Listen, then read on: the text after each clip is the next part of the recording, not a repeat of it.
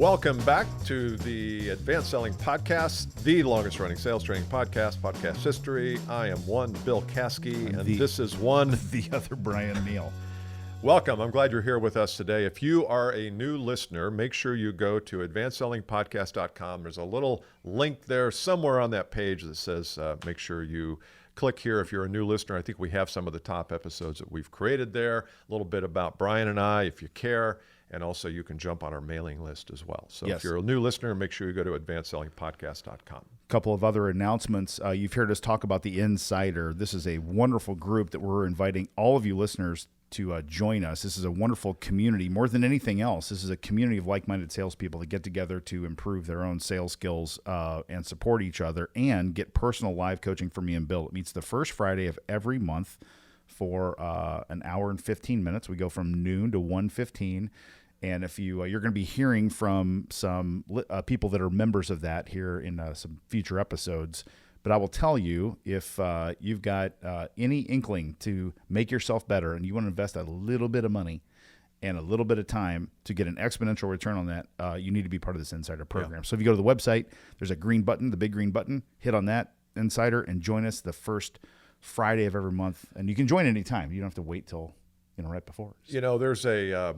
There's a saying in training and coaching that it's just that one moment that people have. And we talked about this on the last episode, and Brian did the facilitation of the last Insider, which was about denominating the pain and problems that customers have so that when you introduce price, it doesn't come out of nowhere. Anyway, there is always a moment that everybody has in these hour and 15-minute Insiders. And that moment, that thing like, oh, that's the realization. It's the awakening sometimes of a new way to do things that can carry you almost forever. Yes. And I'm not saying these things are life-changing, but sometimes if you just take a little different approach, you can be 1% different, and it can mean a lot down the line. So Absolutely. We always look for those, what is the one moment you had today or one lesson that you can take with you and really put to use. So yeah, it's also a great place if you're a sales leader and you've got a sales team.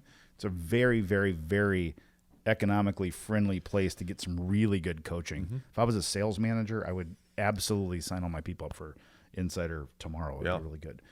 One moment today we're recording this in the day of the men's national basketball championship game. So we get to hear the One Shining Moment song tonight, which I don't know your opinion on that. I am tired of the song One Shining Moment, and it's the same video every year. You know what I mean? You got the person crying in the stands. You got the big last-second shot. The first five were really good. They were great, right? Yeah. Now we're on year 30. We need to spice it up or change the tune a little bit. For those of you who don't know what we're talking about, or maybe you're from Europe, we have a men's basketball, college basketball tournament every year in March called March Madness. And at the end, at the very final game, right after, there is a compilation of a lot of video clips. Yep. And it's done to One Shining Moment by, is it Luther Vandross? I have no idea.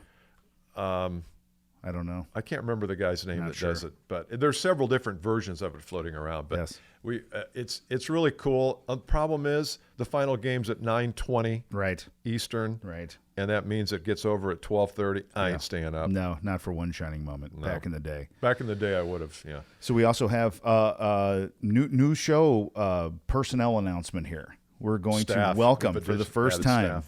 Welcome to the listeners, our new executive producer, who is now going by the pseudonym RAD, R-A-D.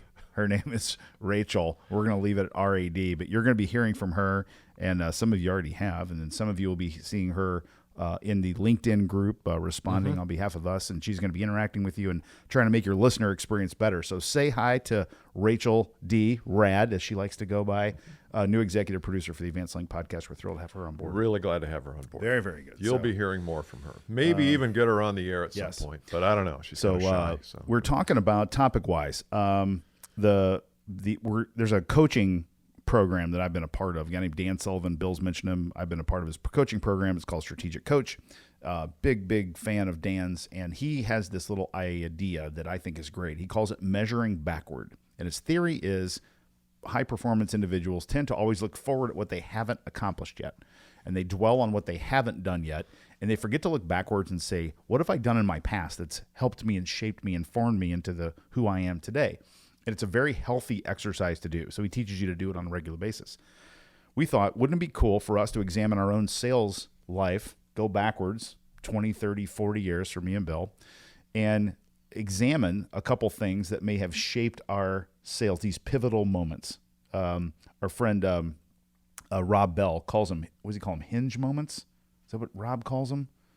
We have a sports psychologist, Rob Bell. You've had him on your podcast. Doesn't he call them hinge moments? I think he does. Remember. Could be. I think his book's about that. Anyway, but you get the idea there. They're these moments in your sales career, but we tend to not, we forget about them. We just move on and keep going. Let's go back here in this episode. So this should be a reflection for you. So you sit there and go, yeah, let me think about that. So I've got a couple. You're involved in one of mine, by the way. You probably didn't know that, did you?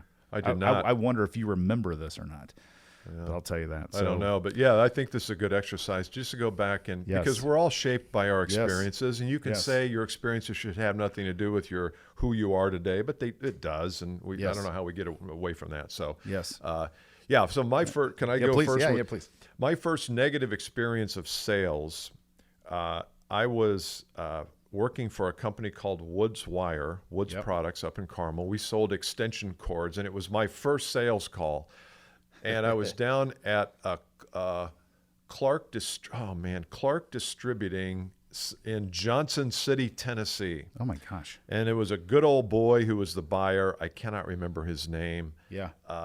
And we were trying to sell tools and testers were like electrical testers. Yes. And it was literally 18 SKUs.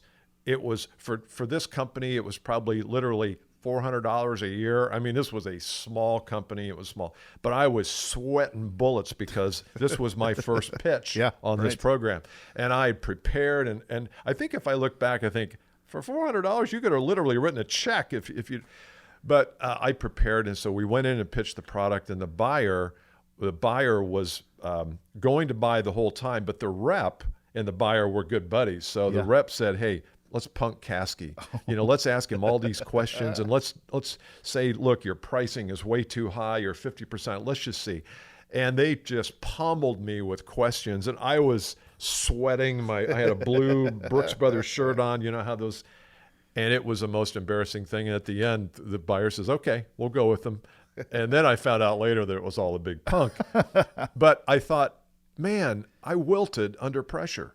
That was a matter of I was so concerned with what I was going to get and how I looked in the process that I really didn't care much about the prospect. I mean, maybe it could have ended up that they didn't want it because they had an awesome program. I should have been able to say, but I didn't understand detachment and high intent and all that. But that was an example of I was so emotionally attached. I was literally sweating through my clothes as we finished that call. So I'm not proud of that, but that's what happened. But you remember that so vividly, don't you? And what year would that have been? Like 1982, right? 30 years ago. Amazing, at least, right? Yeah, 40 years ago. Yeah. Right? That's fantastic. So similar, almost 40 years ago. Yeah, exactly. I think of it. Yeah. Thanks for reminding me. Things we do. You sure? Always like, where's your math? Can you do that math again? I know you're really good at math, actually. So similar, funny that we bring this up. So mine was, it's a little bit of a story, but it comes back to a sales lesson. I had my first sales job. I was working for Procter & Gamble, selling everything they make, Downy, Tide, stuff like that, to grocery stores. I was single, living in my apartment in Columbus, Ohio. And I was having these dreams, these like nightmares that people were like pouring Tide down my throat, and I couldn't breathe. Or I'd wake up in the middle of the night sweating like this. And then I would go to make sales calls, and I felt like I was having a heart attack. And I'm kind of a hypochondriac. So I stopped at one of my Kroger stores when I'm like, my chest was hurting really bad. This is a true story. I remember this story. Yeah, I called a cardiologist in the phone book, and I said, hey, I think I'm having a heart attack, and I need to come see you guys. And she's like, okay. Well, do you need, tell me about your symptoms because you might need to call 911. I'm like, I don't think it's that bad, but there's definitely something going on.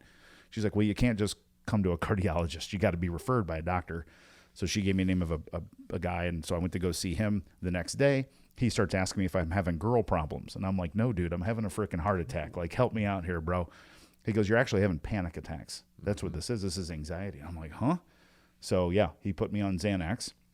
And I was taking Xanax like I should. And then one day I was in my sales territory up in Northeast Ohio by Wapakoneta, which is like in a small little town by Lima, Ohio. And I took a Xanax before lunch like I was supposed to, and I ate, and then I afterwards I made a sales call. I'm like, I think I forgot to take my Xanax, so I took a second one. And I was driving home, and I was like, oh my God, and like all of a sudden the road starts to wiggle a little bit. Wow. I'm like, I need to pull over. I pulled over and slept in my car for 3 hours, and then threw my Xanax out that night. I'm like, I can deal with this on my own. So I learned about meditation and how to fix that stuff, or just accept anxiety. Here's the lesson though. I was so out of who I really was, the way that I was selling, that it caused me so much anxiety that I went on Xanax. I was so out of authenticity that the way that I was trained at P&G to be forceful and to beg and fight for everything, and I was so uncomfortable with that it drove me to be in that condition. It's amazing how strong that was, and that was directly related. And that culture, you couldn't buck the culture. No way. Quite the Gamble. opposite. You had to you had to flow along with it. It was I was so out of integrity with like who I was at that point. It was horrible. I don't think that's. I mean, I appreciate you sharing that. I don't think that's unusual. No, I think you recognized it. What if you had not recognized it and continued on Xanax? Yeah. The only reason you got off Xanax was because of the incident. Correct. If you had not had that incident, you Correct. might have kept on Xanax. You might still be with P&G. Right. And Popping you might Xanax be like 700 pounds and a raging alcoholic and mean to your kids because Truth. all of that has to have an outlet somewhere, Truth. that loss of integrity or whatever you want to call it. Yes. That's funny. You have another one? I have one that was a positive that helped shape me, and that is we used to call on these large hardware distributors like Ace Hardware, True Value. And there was one out in Pittsburgh called Service Star. It was American Hardware in Butler, Pennsylvania. Yeah. Not Pittsburgh. And every year we would get called out to come quote the business. We had 2 warehouses. There were 7 warehouses total. Our competitor had 5. We had 2. And so we'd go out there and they'd say, hey, want you to come out and quote the other 5 warehouses. We're really looking to change this year. And we'd go out and we'd quote them. And basically we'd write our own business down because we would think, well, we got to get better at price and where we are on the 2 warehouses. So, and then they would come back and say, well, thanks, but now that you wrote your business down, that's cool. We'll buy it at the new prices. We still have the 2. Competitor still has the 5. It was a joke. Yes. And one year they called in February and said, we want you to come in and quote. We're not happy. And I said, we're not coming unless we know exactly the nature of the problems you're having with your other supplier, our competitor. And so she got on the phone with the merchandise manager. We had a call, and we got very clear that shipping rates were way down. They were not fulfilling. It was costing them like $2.5 million a year to do business with this competitor because they weren't getting the goods. But they had never told us that before because we had never asked before. Right. And we ended up securing an additional 3 warehouses at the same price. So it worked out great, all because we stopped and we denominated the pain, like we talked about last week and that we did in the Insider. And that was the time where I said, this old selling where we're just, when they say jump, we say how high is not helpful for the prospect. It's just not. And I love in that story that you said, because you started by saying, well, the reason they never told us that. So a lot of people will get pissed at their customer. It's their fault. You should have told us that. And then you did the right thing and said, and the reason they hadn't told us that was because we hadn't asked. And that's on us. Yeah, that's a brilliant. That is on us. And everyone's, you got to look in the mirror. You have to do that. Yeah. So my story, similar to which you're involved, I think you'll remember this, was I came to work with Bill on June 3rd of 1997. And it was about August at this point, June, July, August, and I had not closed a deal yet. Bill was paying me a draw against commissions, and I was broke. And I'm like, okay. And you said, hey, look, you got to get something closed here. You're not going to make it in this business. And I didn't want that to happen. So I got my first deal to the end. The company called Milholland Conrad, a little contracting business in Noblesville, Indiana. And I'm dealing with one of the owners, Bill Milholland, I think it was, felt really great about it. So I kind of went to the, last meeting. He's like, okay, this is good. And he's got 6 or 7 salespeople, want to do like a full day training. It was great. Everything's good. And I'm like, I got my first deal. This is great. Go back, got a call with him the next day. This is pre-computers, pre-cell phones. So we're doing landline stuff. He said, hey, I just don't, call me back. And I'm like, okay, we're, good to go. And he goes, yeah, I don't think we're going to move forward. We just doesn't feel right to us and just don't think it's going to work out. And I was like devastated. So I told you, and you said, I don't know if you remember this, you said, call him back. And I'm like, what? Like, I'm not going to call him back. He just told me no. And you're like, call him back and let's go see him. We want to go talk to him. So the first lesson there was just because it's over doesn't mean it's over. If you have good intention, which I think in this case, you knew a little bit about the deal. You knew that this day for his salespeople could be really helpful to him. You weren't trying to get a deal, you know? And so it gave me the like you said in a couple episodes a few weeks ago, the courage to have the guts to call a guy back, even though we've done said, hey, can we, I want to keep talking here. This didn't end well. We think we could do some good work. And then we went to go see him, and you did a really good job of stripping away some of the things he was concerned about and addressing those specifically. I didn't do that. I didn't ask him the why nots. I do not remember that. You don't remember this? I don't remember Oh my gosh. going up there. I remember the situation, but I don't remember you went going with me. up there. So whether you came in to close a deal for me, either way, I don't care about that. I was very thankful for all that.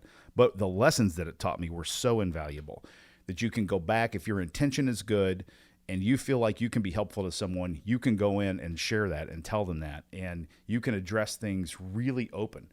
And one of the concerns he had was I was pretty young. I was 27 at the time, and his average age of sales team was like 55. Oh, yeah. And that was a concern. Even though I still did the deal, I think seeing you were a little bit older, it's like, okay, that helped, but I didn't know that. And we just need to address that stuff. There should be no fear in that. Yeah. I have, I'm sure you have some clients get hung up on their age. They're like, well, you know, I don't know if they respect me because I'm like, who cares? So it taught me lots of lessons.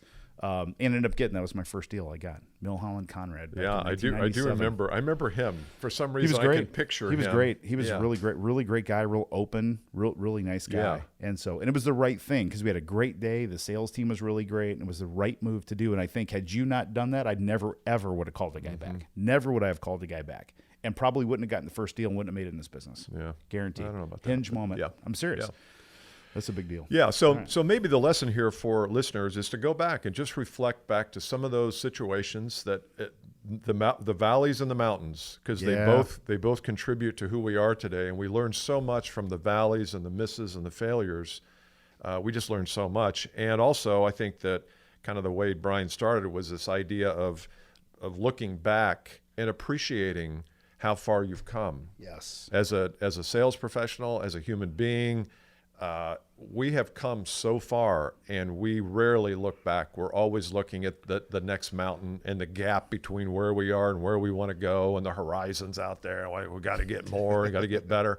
Sometimes I think it's helpful to reflect on your accomplishments. Absolutely. And you'll see when you do this, like we just did, and we just did this episode, no planning, and I'm already having this really good feeling. Yeah, I feel vibes. better. I'm like, man, this is great. Yeah. It just is a great reminder for everyone. So great therapy. Exercise to go back, absolutely, and do your own version of this and find out the peaks and valleys in your own sales career and see what you can pull back from them and pull them up into today. So that's it. Go ahead. Also, if you are interested in the Insider program, you want to improve your skills, your career, and your outcomes, go to advancedsellingpodcast.com/insider.